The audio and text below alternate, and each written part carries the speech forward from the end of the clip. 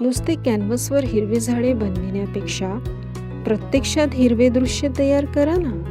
प्रकृती आई खूप प्रेमळ आहे.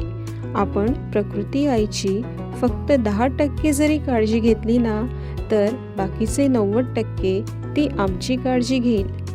तर चला तयार करूया आपल्या आजूबाजूला असेच हिरवे हिरवे दृश्य.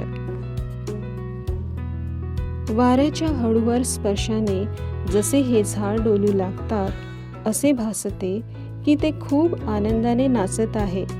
फांद्यांचे पानांसोबत आणि पानांचे वाऱ्यासोबत एक वेगळीच संगीत रचना होत असते.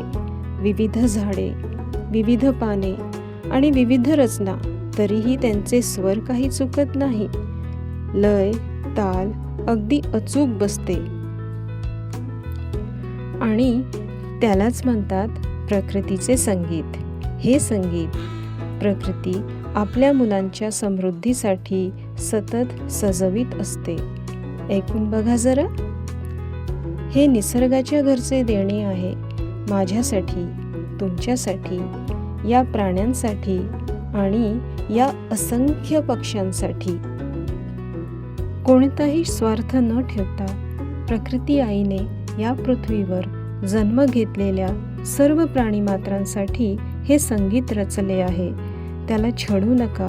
हे प्रकृतीचे संगीत असेच खडखड करीत, सरसर झुलत कायम चालत राहील याची दक्षता घ्या.